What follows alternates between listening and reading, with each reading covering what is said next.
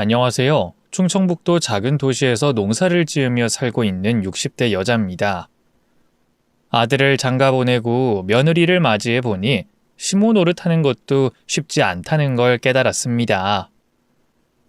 며느리에게 못된 시모 소리는 듣긴 싫고, 그렇다고 친정 엄마와 딸처럼 지내는 건 둘에게 불편할 것 같아 제 나름대로 며느리를 어르고 달래며 인내심을 가지고 다루려고 했는데, 며느리가 어떤 사람이냐에 따라 그게 또 다르더군요.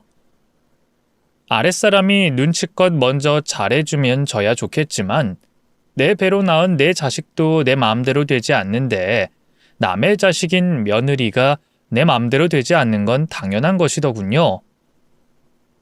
지금은 저에게 너무 잘하는 큰며느리를 보면 네가 지금 우리의 관계를 위해 많이 애쓰고 있구나라는 생각이 들기도 하고, 또 며느리가 이렇게 되기까지 결코 쉽지 않았던 과정이 생각이 나 사연을 보내게 됐습니다. 저에겐 아들이 셋 있습니다. 막내 아들이 돌이 막 지났을 무렵 남편이 일을 하다 사고로 세상을 떠나게 됐고, 저는 졸지에 혼자 아들 셋을 키워야 하는 과부가 되고 말았습니다. 선수가, 너 혼자서 애 셋을 어떻게 키우겠냐? 막둥이도 이제 막 걷기 시작했고 첫째 도영이도 아직 초등학교 들어가기 전인데, 당장 살던 집 정리하고 아버지 집으로 들어와라. 아버지가 네 애들 키워주마. 선수가, 아버지 말 들어. 애들 셋 다 컸으면 모르겠지만 셋 다 아직 너무 어리잖아. 엄마랑 아버지가 애들 키우는 거 도와줄 테니까 지금 집 정리하고 우리랑 같이 살자. 여기서 지내면 애들 셋 키우는 거 걱정 없을 거야. 집도 크고 공기도 좋고 애들이랑 같이 살기 얼마나 좋니? 부모한테 도움 받는 거 미안해하지 마라. 아버지랑 엄마는 너희 새끼들 우리가 대신 키워주는 것보다 너 혼자 애 셋 키우면서 고생하는 거 보는 게 더 힘들다. 막둥이 초등학교 들어갈 때까지만이라도 우리 도움받고 살아. 당시 가정주부였던 저는 남편이 죽고 난 후 앞길이 너무 막막해 애들 셋을 혼자서 어떻게 키워야 하나, 나도 그냥 남편 따라 죽어야 되나라는 극단적인 생각까지 했었습니다. 하지만 아이 키우는 것을 도와주시겠다는 친정 부모님들 덕분에 저는 아이들 셋을 데리고 부모님 집으로 들어갈 수 있었습니다. 너는 막둥이 유치원 보낼 때까지 집에서 애 키워. 아버지랑 엄마가 애들 셋 키울 수 있게 돈 벌어다 줄게. 아니야, 나도 같이 밭에 나가서 일해야지. 옛날엔 애 없고 밭도 메고 그랬다면서? 막둥이 눈에 보이는데 앉혀두면 되니까 걱정하지 마. 옛날이랑 지금이랑 똑같아? 애한테 잠깐이라도 눈 떼면 큰일 생기는 건 몰라서 그래? 엄마랑 아버지는 하던 대로 하는 거니까 미안해하지 말고 너는 집에서 애 키워. 부모님께서는 벼농사 외에도 여러 농사를 지으셨는데 막내 아들이 어리다는 이유로 저에게 그 어떤 일도 시키시지 않으셨습니다. 그래서 저는 집에서 아이들을 돌보며 부모님이 벌어다 주시는 돈으로 아이들을 키웠습니다. 그러다 막내 아들이 유치원에 가게 됐을 때부터 저도 부모님 농사 일을 돕기 시작했죠. 우리 죽고 나면 그 다음은 네가 농사 지어야 되니까 지금부터 농사 짓는 법 아버지한테 잘 배워놔. 지금까지 제대로 된 회사도 한번 다녀본 적 없는 네가 앞으로 무슨 일에서 애들 셋 먹여 살리겠어. 애들 장가 갈 때 집 한 채씩 해주려면 지금부터라도 부지런히 살아야 되지 않겠니? 엄마 말이 맞아. 안 그래도 내가 할 수 있는 게 없어서 고민 많았는데 아버지랑 엄마한테 농사 배워서 이걸로 애들 셋 먹여 살려야겠어. 내가 능력이 없으면 애들이 고생할 텐데 부모가 돼서 애들 고생시키면 안 되잖아. 할 줄 아는 거라곤 집안 살림밖에 없었던 저였기에 저는 부모님에게 농사라도 배워 먹고 살 길을 찾아야 된다고 생각을 했습니다. 그래서 저는 부모님 뒷공무니를 쫓아다니며 몇 년간 농사 짓는 법을 배웠습니다. 엄마, 내가 애들 볼 테니까 걱정하지 말고 일하고 와. 점심도 내가 차려서 애들 먹이고 있을게. 도영아, 엄마가 반찬 만들어놨으니까 꺼내서 차리고 밥솥에서 밥만 퍼서 애들 좀 먹여줘. 엄마가 우리 도영이 덕분에 동생들 걱정 없이 일할 수 있게 됐어. 정말 고마워. 내가 첫째고 형이니까 당연히 엄마 도와서 애들 봐야지. 막내는 내가 잘 데리고 놀고 있을게. 그리고 우리 안 싸울 테니까 걱정하지 마. 남편 복은 없었지만 자식 복은 있었던 건지 아들 셋 모두 제 말을 잘 들어줬습니다. 어디 가서 아들 셋만 있다고 하면 힘들겠다는 말을 많이 듣곤 하는데 저희 집은 예외였습니다. 저희 아들 셋은 다 온순했고 엄마 말을 잘 듣는 효자들이었습니다. 아유, 도영이 엄마, 아들 키우는 비결 좀 알려줘요. 우리 집 애들은 어찌나 정신사납고 별난지 하루 종일 눈을 붙이고 있는데도 사고만 친다니까요. 어떻게 하면 아들 셋을 저렇게 온순하게 키울 수 있는지 좀 알려줘봐요. 어려운 것도 아니잖아요. 저는 따로 한 게 없어요. 애들 타고난 기질이 그런 건지 아니면 엄마가 자기들 봐줄 정신이 없다는 걸 알아서 그런 건지 애들이 엄마를 도와주더라고요. 아유, 정말 그게 끝이에요? 타고난 기질이 있다곤 하지만 아들은 정말 키우기 힘들던데. 도영이 엄만 좋겠어요. 아들 셋 다 효자라서. 근데 가만 보면 첫째 덕분인 것 같기도 해요. 첫째가 저 대신 동생들 더 많이 봐주거든요. 큰애가 저 없을 때 동생들한테 엄마 말 잘 들어야 된다고 교육시키는 것 같기도 하더라고요. 농사일을 하면서 첫째 장남이 저 대신 두 동생들을 돌보는 시간이 많았었는데 일단 첫째가 엄마 마음을 알아주고 효자여서 그런지 동생들도 그런 형을 보고 배워 효자가 돼줬습니다. 윗물이 맑아야 아랫물이 맑다고 큰아들이 솔선수범하여 엄마에게 잘하고 공부도 열심히 해줘서 둘째와 셋째 아들도 저에게 잘할 뿐만 아니라 학교 생활도 열심히 해줬습니다. 아유, 도영이 엄마. 도영이 이번에 전교 1등 했다면서? 애들 따로 학원 다니는 것 같지도 않던데 어떻게 집에서 공부시킨 거야? 거기다 밑에 동생들도 다 공부 잘한다면서. 제가 따로 시킨 건 없고 도영이가 혼자 알아서 하더라고요. 그리고 도영이가 공부할 때 동생들도 같이 데리고 공부를 해서 동생들도 자연스레 혼자 공부하는 방법 터득한 것 같아요. 아유, 도영이 엄만 진짜 무슨 복이야. 다른 건 몰라도 자식 복은 타고났네. 농사일 때문에 바빠서 애들 잘 돌보지도 못하는데 애들끼리 저렇게 잘 크다니. 아우, 부럽다 부러워.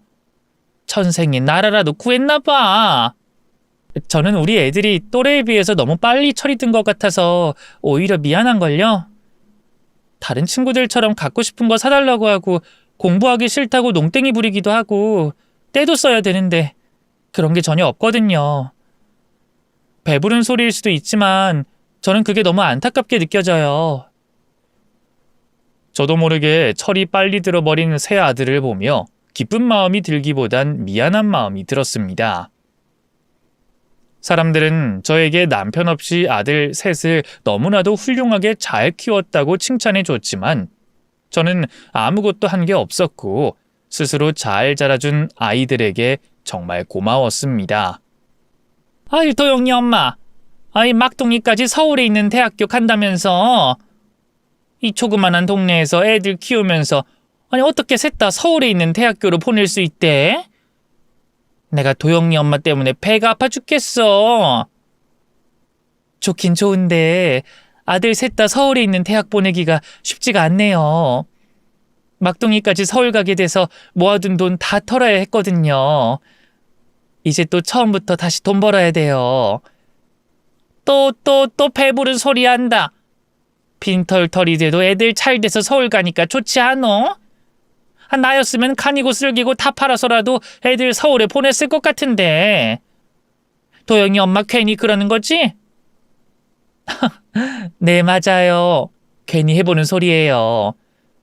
저도 우리 애들이 잘 될 수만 있다면 뭘 팔아서든 다 해주고 싶어요. 엄마가 해준 것도 없는데 혼자 공부해서 좋은 대학까지 가준 게 얼마나 고마운지 몰라요. 저희 아들 셋은 학원 한번 보내준 적이 없었지만 교육 환경이 열악한 작은 시골 동네에서 스스로 공부를 해 서울에 있는 좋은 대학교로 진학을 했습니다. 아들 셋 다 서울에 있는 대학교로 보내는 것이 금전적으로는 쉽지 않았지만 그래도 저는 힘들지 않았고 오히려 젊을 때보다 더 팔팔 끓는 힘이 생겨났습니다. 엄마, 저 대학 졸업시켜 주셔서 정말 감사합니다. 혼자서 저희 셋 키우시느라 많이 힘드셨을 텐데 서울에 있는 대학까지 무사히 졸업할 수 있게 해주셔서 정말 감사드려요. 엄마, 꼭 보답하면서 살게요. 엄마는 네가 아픈 곳 하나 없이 몸 건강히 자라줘서 오히려 더 고마워. 엇나갈 수도 있는 환경이었을 텐데 바르게 살아줘서 고맙고 동생들도 잘 이끌어줘서 고마워. 엄마가 네 덕분에 여기까지 올 수 있었어. 아니에요. 저희야말로 엄마 덕분에 부족함 없이 살 수 있었던걸요. 그리고 엄마가 저희를 위해 열심히 살아주시는데 제가 어떻게 엇나갈 수 있었겠어요. 동생들도 착한 애들이라 제가 따로 말하지 않았어도 잘했을 거예요. 큰아들은 대학도 장학금으로 다녔고 용돈도 스스로 아르바이트를 해 벌어 썼음에도 불구하고 대학 졸업을 할 수 있었던 것은 다 제 덕분이었다며 졸업을 하자마자 저를 찾아와 감사 인사를 전해줬습니다. 그런 아들을 보며 내가 정말 이런 호사를 누리고 살아도 되나? 내 아들이지만 이 아이는 내게 너무나도 넘치도록 벅찬 아이라는 생각이 들었습니다. 엄마, 저 다시 여기로 내려올까 생각 중이에요. 여기서 회사 다니고 싶은데 그렇게 해도 되죠? 네가 여길 왜 내려와? 서울에서 계속 살아야지. 너 정도면 네가 가고 싶은 회사 어디든 갈 수 있는데 왜 굳이 여기로 다시 내려오려고 하는 거야? 여기도 일자리 많기도 하고 또 엄마랑 가까이 살고 싶어서 그래요. 막내까지 서울로 올라가고 난 이후로 엄마 혼자 여기서 지내는 것 때문에 마음이 많이 쓰였거든요. 너네가 매주 번갈아 가면서 주말마다 내려와준 덕분에 엄마 전혀 외롭지 않았어. 그리고 할머니도 계시는데 엄마가 왜 외롭겠니? 엄마 때문이라면 절대로 내려올 필요 없어. 요즘 젊은 사람들 다 일부러 서울 가는데 왜 너는 굳이 내려오려고 해? 장학생으로 대학 졸업한 아들은 서울에서 취업을 하지 않고 다시 고향으로 내려와 제 곁에서 살겠다고 말했습니다. 저는 제가 아들의 앞길을 막는 것 같아 그것만은 절대 안 된다고 말했지만 부모에게 지는 자식은 없는 듯 했습니다. 엄마, 저 이미 짐 싸들고 내려왔어요. 저 앞으로 엄마 옆에 꼭 붙어서 살 거니까 엄마 저 어디 쫓아낼 생각하지 마세요. 오랜만에 엄마 밥도 먹고 동생들한테 나눠준다고 받지 못한 엄마 사랑도 받으면서 지내야겠어요. 그리고 집에 남자 한 명쯤은 있어야죠. 이제 할아버지도 안 계시는데 엄마랑 할머니 둘이서 어떻게 지내요? 내가 정말 너 때문에 못 산다. 못 살아. 그래도 웃긴 게 너한테 신세 그만 지고 싶으면서도 네가 있으니까 엄마 마음이 확실히 든든해지긴 하네. 근데 도영아, 네가 다시 서울 올라가고 싶다면 언제든 가도 되니까 엄마 너무 신경 쓰지 마. 너도 알겠지만 엄마 세상 누구보다 강한 사람이라 혼자서도 잘 살아. 네, 엄마 말대로 서울 다시 가고 싶으면 서울 올라갈 테니까 엄마야말로 저 너무 걱정하지 마세요. 여기는 제가 좋아서 내려온 거라니까요. 고향으로 다시 내려온 아들은 이곳에서 자리를 잡아 정착했습니다. 그런 아들에게 미안하면서도 아들이 제 곁에 있는 것만으로도 든든했고 또 안심이 됐죠. 엄마, 이제 저도 돈 버니까 너무 무리하지 마시고 적당히 일하세요. 애들 돈 필요하다면 제가 보내주면 되고 또 제가 엄마한테 매달 용돈도 드릴게요. 아유, 됐어. 네가 번 돈은 너한테 써야지 왜 가족들한테 써? 엄마 아직 젊고 30년은 더 일할 수 있으니까 걱정하지 마. 할머니를 봐봐. 네 할머니 80이 넘으셨는데도 아직도 밭일하고 계시잖아. 할머니는 일 안 하면 몸이 좀 쑤신다고 습관처럼 나가시는 거고 엄마는 다르잖아요. 그리고 제가 엄마 호강시켜 드리려고 공부도 열심히 한 건데 제 효도 받으셔야죠. 아들은 저에게 앞으로는 자신이 돈을 벌 테니 농사일을 하지 말라고 했지만 저는 아들이 내려오고 난 후 전보다 더 열심히 농사를 지었습니다.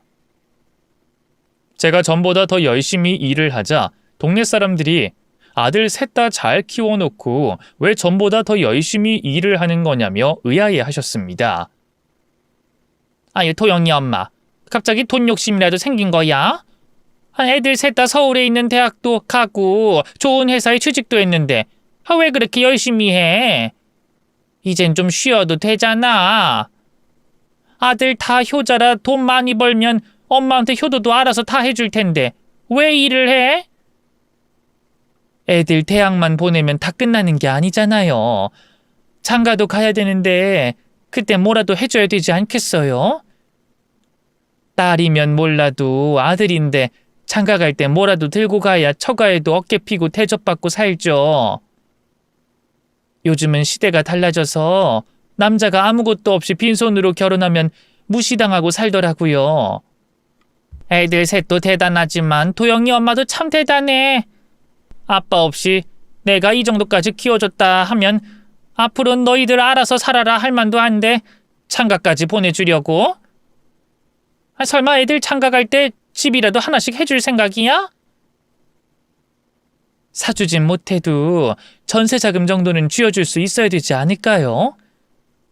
일단 애들 장가 가기 전에 열심히 일해서 돈 모아두고 애들 장가 갈 때 해줄 수 있는 만큼은 다 해주려고요.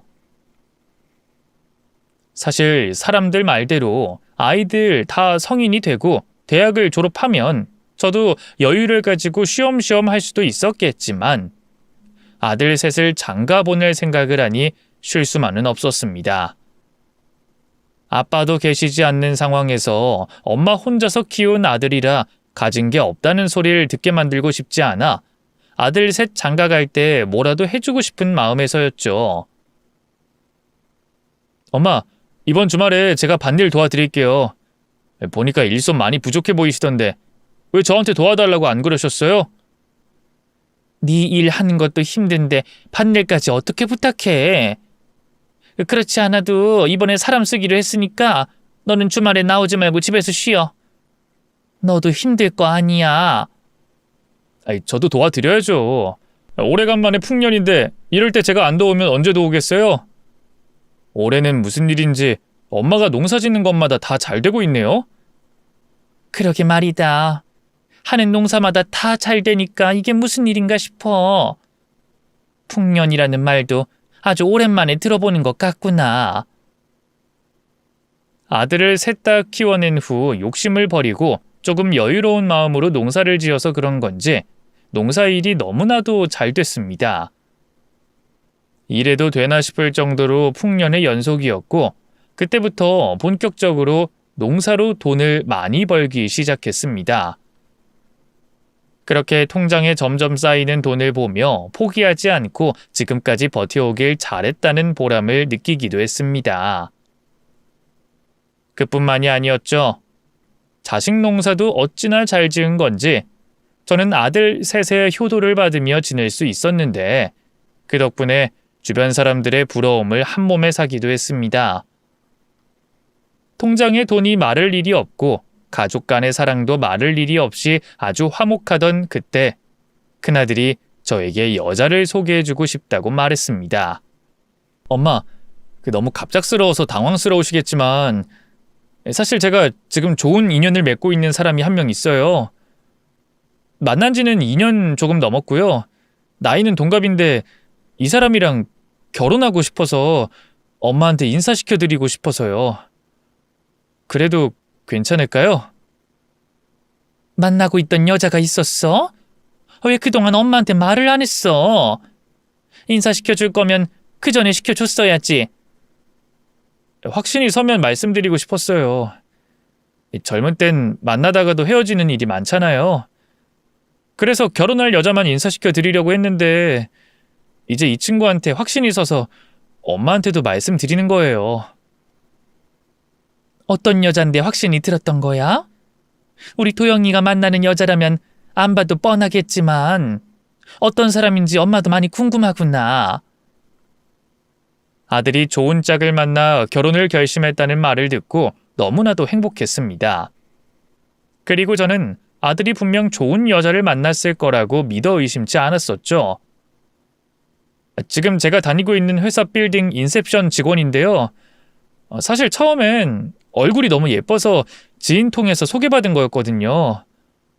근데 만나고 보니까 사람이 너무 착하고 효심이 깊어서 거기에 반해서 결혼을 결심하게 된 거예요. 너희 회사 빌딩 인셉션 직원이라고? 그럼 빌딩에 들어가면 1층에 있는 안내원이라는 말이니? 네, 맞아요. 그 친구도 아버지 안 계시고 엄마랑 단둘이 사는데 엄마한테 엄청 잘하더라고요. 얼굴도 얼굴이지만 저는 무엇보다 부모님한테 잘하는 여자한테 마음이 가서 이 친구다 싶었어요. 그 친구도 우리 도영이처럼 효녀인가 보구나. 사람은 자기랑 닮은 사람한테 마음이 끌린다던데 그래서 도영이 네 마음이 그 여자한테로 갔나 봐. 며느리 될 사람의 직업이 조금 아쉽긴 했지만 우리 아들이 선택한 여자기도 하고 효녀라고 하니 더 볼 것도 없다고 생각을 해 얼른 집으로 데리고 와 인사시켜달라고 말했습니다.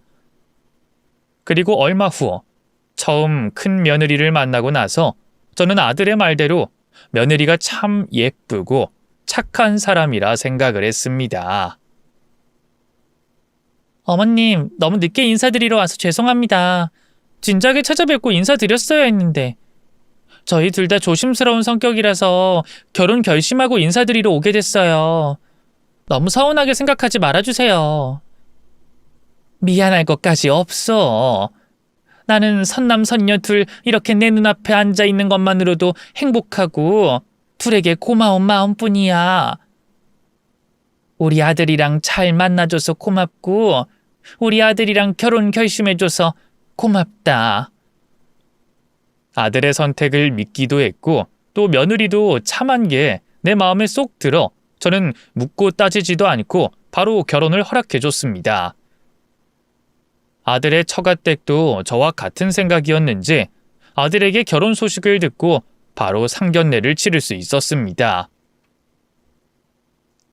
사부인, 우리 딸 며느리로 받아주셔서 정말 감사합니다. 그리고 멋진 사위 얻는데 아무것도 쥐어주지 못하고 시집 보내서 남서방이랑 사부인께 죄송한 마음뿐입니다. 제가 살면서 꼭 다 갚도록 하겠습니다. 무슨 그런 말씀을 하세요. 저도 애들한테 해준 거 없습니다. 그리고 저야말로 우리 아들 사위로 받아주셔서 얼마나 감사한데요. 남서방 같은 사위 얻을 수 있는 게 얼마나 고맙고 감사한지. 제가 다른 건 몰라도 자식복은 정말 좋은 것 같아요. 이렇게 과분한 사람을 사위로 맞아도 되나 싶은 생각이 들더라고요. 사부인, 우리 아들 사부인 아들이라 생각하시고 의지 많이 하세요. 그리고 도움도 많이 받으시고요. 도영이가 저희 동네에서 효자라 소문이 났거든요. 도영이 분명 사부인에게도 잘할 거예요. 남서방 이미 충분히 너무 잘해주고 있습니다. 사부인, 아들 훌륭하게 잘 키워서 장가 보내주셔서 감사합니다. 그리고 제 입으로 이런 말하기 좀 그렇지만 우리 수연이도 효녀라 분명 사부인에게 잘할 겁니다. 우리 수연이 믿어주세요. 사부인은 정말로 예의가 바르고 겸손했으며 너무나도 좋은 사람이었습니다. 그 부모를 보면 그 자식을 알 수 있다고 사부인을 보면서 우리 아들이 여자 하나는 정말 잘 골랐구나라는 생각을 했었습니다. 그런데 결혼 준비를 하고 알게 된 것은 며느리가 모아둔 돈이 단 한 푼도 없었다는 것이었습니다. 어머님, 제가 번 돈으로 엄마랑 둘이 먹고 산다고 모아둔 돈이 하나도 없어요. 빚이라도 내고 싶지만 빚을 내는 건 더 아닌 것 같아서 돈 없다고 솔직하게 말씀드리고 어머님이랑 도영 씨한테 도움받고 결혼하는 게 맞다고 생각했어요. 그래, 뭐 살다 보면 그럴 수도 있지. 네가 사치 부린다고 흥청망청 쓰느라 돈을 못 모은 것도 아닌데 뭐 어쩌겠니? 내가 도와줄 수 있는 선에선 도와줄 테니까 그건 너무 걱정하지 말아라. 정말 감사하고 죄송합니다. 준비가 돼 있을 때 결혼을 했어야 했는데 이 결혼이 제 욕심인가 싶기도 해요. 결혼하는데 돈은 문제가 안 된다. 너희들은 그저 앞으로 잘 살기만 하면 돼. 서로 내조 외조 잘하면서 부모 실망시키지 말고 잘들 살아. 엄마랑 둘이 먹고 산다고 돈을 모으지 못했다는 며느리한테 제가 왜 돈을 모으지 못했냐? 결혼 못 시켜주겠다고 할 수 있는 것도 아니고 며느리의 심정을 100번 이해했기에 저는 돈이 없어도 괜찮다고 말했습니다. 그리고 저는 제가 모아둔 돈으로 큰아들 부부가 살 작은 신혼집을 하나 장만해줬죠. 큰아들과 며느리는 결혼 후 깨볶는 냄새가 날 정도로 정말 잘 살았습니다. 그런데 결혼 후 가만 보니 며느리가 제가 생각하는 것 이상으로 자신의 친정엄마를 끔찍하게 여기는 듯 했습니다. 어머님, 저 세연인데요. 어머님 지금 집에 안 계시네요? 어머님 지금 밭에서 일하고 계시는 거예요? 창고에서 나물 정리 좀 하고 있는데 이 시간엔 어쩐 일이야? 급한 거면 내가 집으로 갈까? 그게 아니라 저 쌀 좀 가지러 왔거든요. 어머님 집 앞 창고에 있는 쌀 2포대만 가져가도 될까요? 저희 엄마 집에 좀 가져다 드리려고요. 사부인 댁에 가져다 드린다고? 그래, 뭐 2포대 챙겨가. 그 안 그래도 도영이 불러서 가져가라고 하려던 참이었어. 그리고 창고에 보니까 꿀도 좀 있는 것 같던데 이거 한 병만 가져가도 될까요? 그리고 어머님이 직접 내리신 참기름도 좀 챙겨갈게요. 그거 저번 주말에 도영이랑 왔을 때 한 병씩 줬었잖아. 그걸 벌써 다 먹은 건 아닐 테고. 설마 깨트린 거니? 그게 아니라 먹어보니까 맛이 좋길래 저희 엄마 좀 가져다 드리려고요. 그래도 되죠, 어머님? 이것들까지만 같이 챙겨갈게요. 며느리는 저희 집만 오면 저희 집 냉장고와 창고를 탈탈 털어갔습니다. 제가 재배한 농작물들을 비롯해 제가 만든 것 중 좋아 보이는 건 죄다 가져가 자신의 친정 엄마에게 가져다 줬죠. 처음엔 사부인이랑 나눠 먹으면 저도 좋으니 뭐든 다 가져가게 가만히 뒀었는데 며느리는 제가 집에 없을 때 몰래 가져가는 건 물론이었고 입고 다니는 옷과 차고 다니는 장신구들도 탐을 내기 시작했습니다. 어머님, 오늘 하고 계시는 머플러 못 보던 건데 이번에 새로 구매하신 거예요? 백화점 거 같아 보이는데 백화점에서 구매하신 거 맞죠? 그거 얼마짜리예요? 도영이 이모가 지난주에 우리 집에 놀러 왔었잖아. 그때 도영이 이모가 서울에서 사들고 온 거야. 그래서 이게 얼마짜리인지는 모르겠는데 백화점에서 산 건 맞을 거야. 스카프 너무 예쁘네요. 우리 엄마도 피부가 밝아서 핑크색 머플러 하면 엄청 잘 어울릴 텐데. 저희 엄마한테도 하나 사드리고 싶네요. 며느리가 제 것을 탐내며 자신의 엄마에게도 똑같은 걸 해주고 싶다고 할 때마다 참으로 난감했습니다. 사부인께도 똑같은 걸 사다 드리라고 제 돈을 줄 수도 없는 노릇이고 그렇다고 제 것을 양보해 줄 수도 없는 노릇이었으니까 말이죠. 그런데 며느리는 제 물건을 탐내는 것을 넘어서 아들이 저에게 잘해주는 것까지도 질투를 하는 눈치였습니다. 엄마 요즘 기력이 안 좋다고 하셔서 홍삼 좀 사왔어요. 이거 드셔보시고 괜찮으시면 또 말해주세요. 제가 또 사드릴게요. 아이, 뭘 또 이런 것까지 사왔어. 전에 사다 준 것도 아직 다 못 먹었는데. 어쨌든 고마워. 우리 아들이 엄마 걱정 안 하게 이거 먹고 얼른 기운 차려야겠다. 나이가 들면 들수록 농사 짓는 게 힘들어져 특히 여름이면 기력이 많이 딸려 아들이 홍삼을 사다 주곤 했는데 그걸 보고 며느리가 토라진 목소리를 내며 말했습니다. 우리 엄마한테는 한 번도 사다 준 적 없으면서 어머님한테 몇 번이나 사다 줬어? 어머님은 홍삼 잘 드시는 것 같지도 않은데 그냥 우리 엄마 사다 드리지 그랬어. 이번에 엄마 거 살 때 장모님 것도 샀으니까 걱정하지 마. 차 트렁크에 넣어뒀고 장모님 댁 가서 드릴 생각이었어.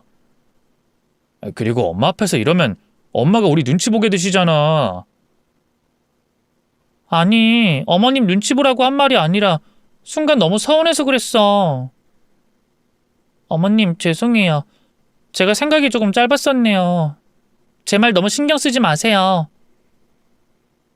아들이 저에게 뭘 해주기만 하면 자기 엄마는 왜 안 해주냐고 질투를 하는 며느리 때문에 아들에게 효도를 받는 것이 며느리에게 눈치가 보이기 시작했습니다. 엄마, 이번에 이모랑 같이 일본 여행 다녀오지 않으실래요? 제가 회사에서 경품으로 여행권이 당첨됐는데 엄마랑 이모 가시면 좋을 것 같아서요. 엄마는 괜찮으니까 그걸로 새아가랑 네가 다녀와. 엄마는 이미 늙었는데 다 늙어서 그런 데 가서 뭐 하겠니? 제가 쉴 수 있는 시간이 없어서 그래요. 수연이도 지금 한창 바쁠 시기라 휴가 내기 힘들고요. 그러니까 엄마랑 이모가 다녀오세요. 이모는 가자고만 하면 무조건 가실 거 아니에요. 아유, 그건 그렇긴 한데. 그럼 너 이거 나 줬다고 새애기한텐 말하면 안 된다? 새애기 알면 또 왜 사부인한테는 안 주냐고 질투할 거 아니냐. 나 그것 때문에 스트레스 받고 새애기 눈치 보여서 너한테 뭘 받질 못하겠어. 며느리 눈치가 보이기 시작했던 저는 큰아들에게 저에게 뭘 해주든 며느리 모르게 해달라고 신신당부를 했습니다. 솔직히 제가 친정 엄마한테 효도하고 싶어하는 며느리에게 화를 내는 것도 쫌생이 같아 보이니 저는 이왕이면 속 좁은 시모가 아닌 좋은 시모가 돼보자고 마음을 먹었습니다. 그 후로 아들은 제 말대로 저에게 뭘 해줘도 며느리 몰래 해줬고 덕분에 그 이후로는 며느리의 질투를 느끼지 못했습니다. 그런데 제 생일날 큰아들도 저도 피할 수 없는 사건이 터지고 말았습니다. 그날은 제 생일이라 서울에서 지내던 둘째, 셋째 아들도 모두 집으로 내려왔던 날이었죠. 엄마 생일 축하해. 이거 작은 형이랑 내가 돈 모은 걸로 산 거야. 엄청 비싼 거니까 엄마 우리한테 이거 받았다고 여기저기 소문내고 다녀야 돼. 아유, 뭔데 그래. 그리고 너희가 돈이 어딨다고 돈을 모아서 이런 걸 샀어. 이런 거 살 돈으로 너희 갖고 싶은 거 사거나 여자친구 맛있는 거 사주지 그랬어. 아이 그건 우리가 알아서 하고 있고 작은 형이랑 나랑은 엄마랑 떨어져 살아서 엄마 잘 못 챙겨주고 있잖아. 그래서 엄마 생일이라도 잘 챙겨주자고 해서 비싼 걸로 준비했어. 엄마한테 엄청 잘 어울리는 거야. 둘째와 셋째 아들이 엄마와 멀리 떨어져 살아 엄마를 챙겨주지 못하는 것이 미안하다며 큰돈을 들여 다이아몬드 주얼리 세트를 생일 선물로 준비해줬습니다. 다이아몬드는 제 평생 가져보지 못할 물건이라고 생각을 했는데 다 늙어서 아들들에게 다이아몬드를 선물로 받으니 감동이 밀려와 눈에 눈물이 맺혔습니다. 엄마는 촌구석에서 농사 짓는 아줌마에 불과한데 이 비싼 걸 못한다고 사왔어. 엄마 이거 차고 갈 곳도 없는데 어디 차고 다녀야 되니? 세상에 엄마만큼 세련된 농부 아줌마는 없을 거야. 그리고 뭐 꼭 근사한 데 가야지만 그걸 차고 갈 수 있나? 교회 갈 때 차도 되고 좋은 일 생기면 해도 되는 거지. 아들들에게 생각지도 못한 선물을 받아 감동에 젖어 있는데 며느리가 갑자기 산통을 깨는 소리를 해댔습니다. 도련님, 이거 어디서 사셨어요? 백화점에서 사신 거예요? 이 다이아 가짜 아니라 진짜 맞죠? 그럼 꽤 비쌀 텐데 얼마나 주고 사셨어요? 당신은 그걸 꼭 지금 물어야겠어? 엄마랑 애들 대화하는데 분위기 깨지게 왜 그래? 그건 이따가 따로 물어봐도 되는 거잖아. 아니, 나도 우리 엄마한테 해주고 싶어서 그러지. 자기야, 3달 뒤면 우리 엄마 생신이잖아. 우리 그때 엄마 생신 선물로 어머님이 받으신 다이아몬드 세트 해드릴까? 나는 우리 엄마한테도 해주고 싶은데. 당신 해줄 수 있지? 제가 아들들에게 받은 다이아몬드 주얼리 세트를 보고 자신의 친정엄마 생일에도 사주자는 며느리의 말에 큰아들은 크게 당황해하며 말을 돌렸습니다. 애들한테 가격 들었었는데 내가 쉽게 살 수 있는 가격은 아니더라고. 이건 나중에 우리끼리 있을 때 따로 이야기하자. 엄마, 이제 선물 증정식은 끝났으니까 식사할까요? 잠시만. 당신 왜 말을 돌려? 이거 비싸봐야 얼마나 비싸다고 그래. 그리고 올해는 우리 엄마 환갑인데 비싸든 말든 이 정도는 해줄 수 있는 거 아니야? 당신 설마 우리 엄마한테 돈 쓰는 게 아까워서 이러는 건 아니지? 내가 나중에 따로 우리끼리 이야기하자고 했지. 엄마랑 애들 앞에서 나눌 대화는 아닌 것 같아. 좋은 날 분위기 망치지 말고 집 가서 이야기하자. 이게 왜 분위기 망치는 이야기야? 나 진짜 당신한테 너무 서운하려고 그래. 말이라도 그러자라고 해주면 어디 덧나?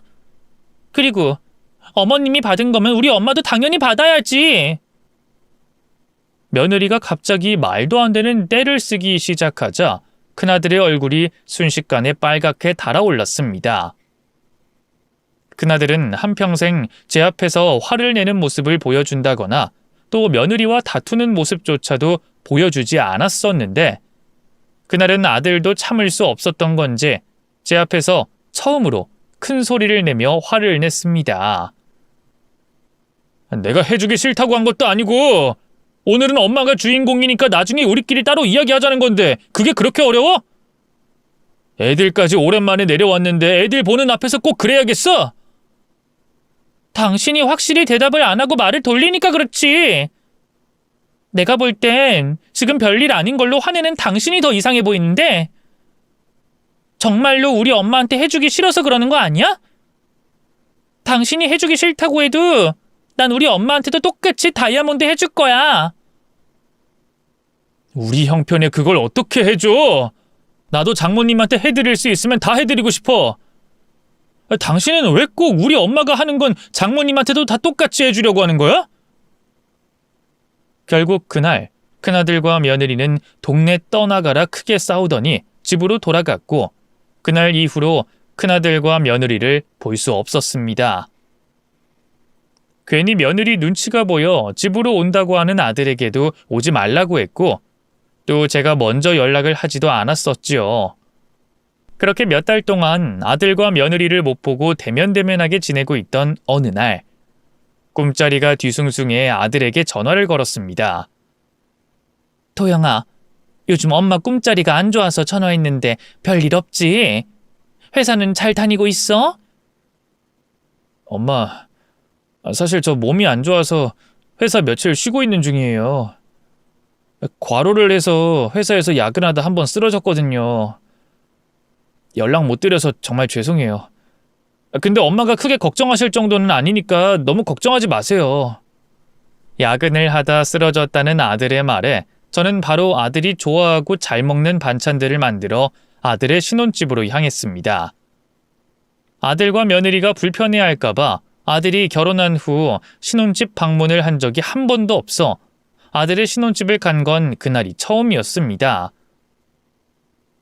어머님, 이 무거운 걸 혼자서 들고 오셨어요? 저한테 연락해 주셨으면 제가 가지러 갔을 텐데요. 들고 오시느라 고생 많으셨죠? 아니, 오는 길에 약속도 있고 해서 나오는 김에 내가 가져왔다. 도영이 몸은 좀 어떠니? 도영이 간병하느라 네가 많이 힘들지? 도영씨 처음보단 많이 괜찮아졌고요. 전 괜찮아요. 어머님, 그리고 남편 아프면 아내가 당연히 간병해야죠. 오랜만에 만난 며느리는 아무 일도 없었던 것처럼 저를 반갑게 맞이해줬습니다.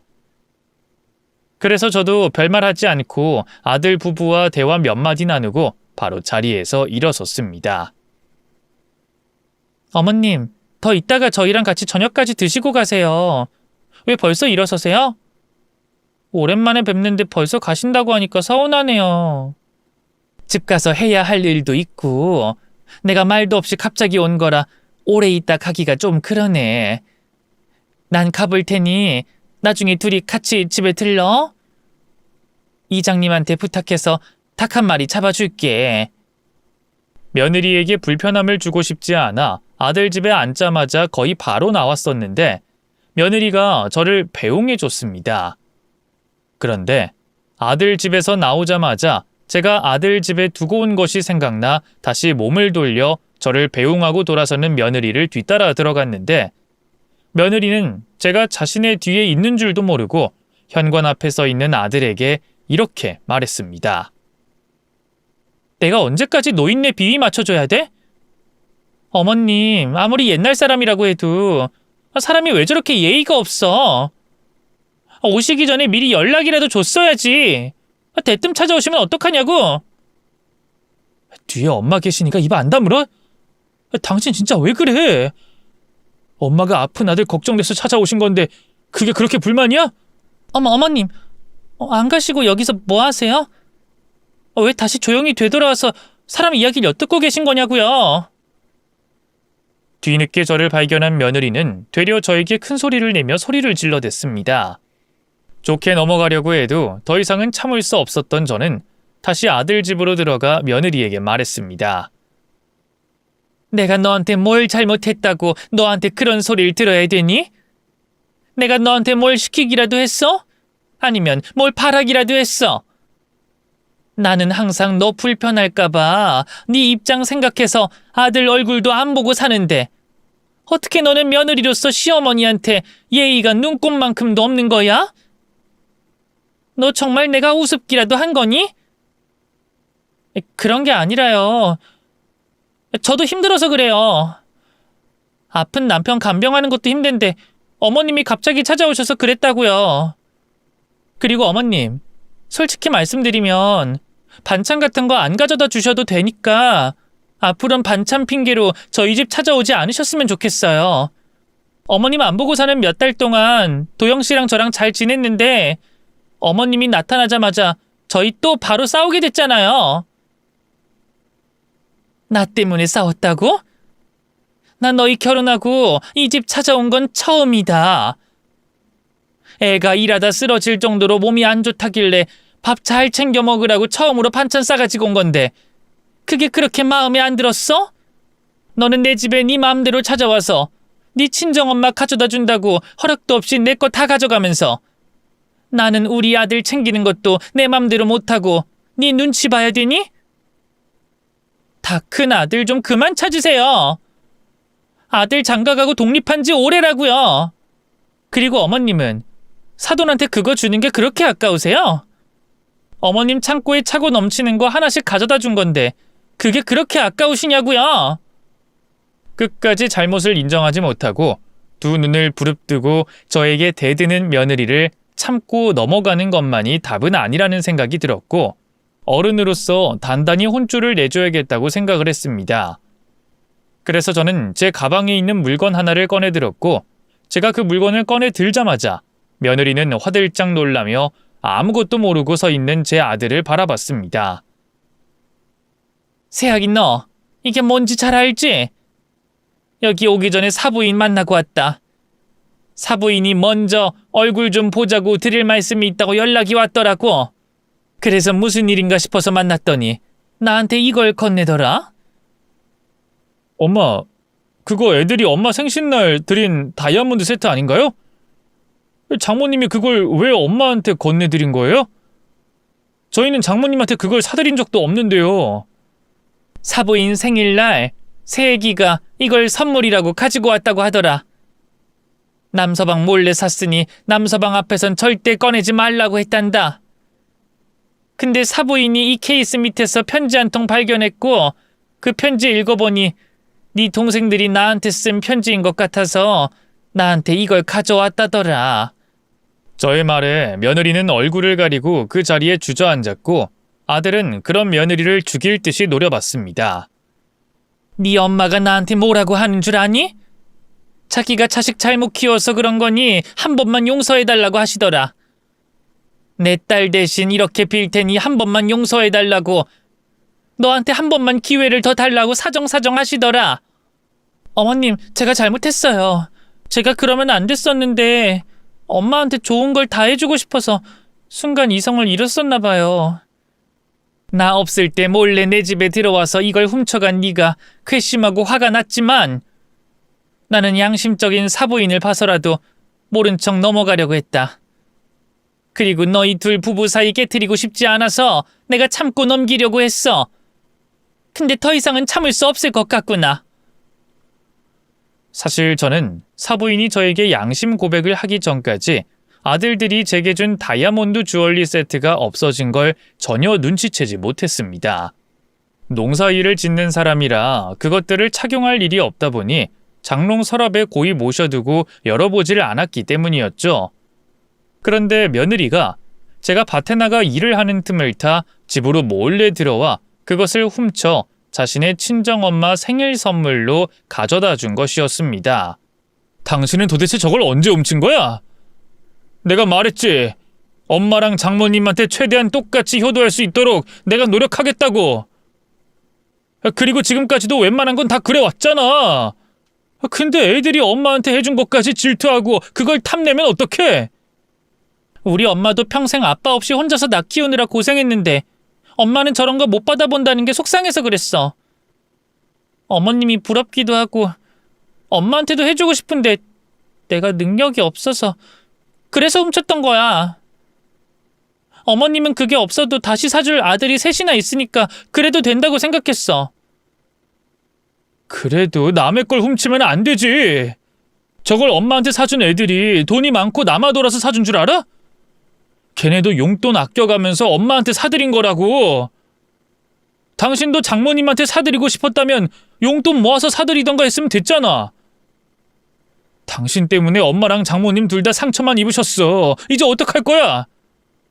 저는 울고불며 저에게 한 번만 용서해달라고 말하는 며느리가 딱하게 느껴지진 않았습니다. 그래서 저는 며느리에게 2번 다시 볼 일 없었으면 좋겠다고 말한 뒤 아들 집에서 빠져나왔고 저를 쫓아오는 아들에게도 냉정하게 말했습니다. 나는 앞으로 쟤 볼 생각 없다. 이 일로 너한테 네 처랑 헤어지라고 하진 않을 생각이니까 쟤랑 계속 붙어 살든 헤어지든 그건 네 알아서 해라. 이번 일로 아들에게 며느리와 헤어지라고 말할 생각은 전혀 없었습니다. 아들이 며느리와 같이 살든 살지 않든 그건 아들의 선택이라고 생각을 했죠. 그리고 며칠 후 아들과 며느리가 저희 집으로 찾아왔습니다. 엄마, 이 사람이 엄마한테 용서받을 기회를 만들어달라고 해서 데리고 왔어요. 그러니까 한 번만 이 사람 말 들어주세요. 제가 이렇게 부탁할게요. 어머님, 제가 정말 잘못했습니다.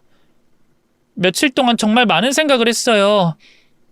그러다 제가 절대로 해서는 안 될 잘못을 저질렀다는 걸 깨달았고요.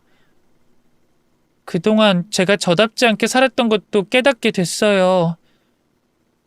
사실 저희 엄마랑 어머님이 남편 없이 자식들 키운 건 똑같은 것 같은데 어머님이 저희 엄마보다 자식들에게 더 효도받고 사는 것 같고 또 그게 너무 부럽고 질투가 나서 저답지 않은 행동을 한 것 같아요.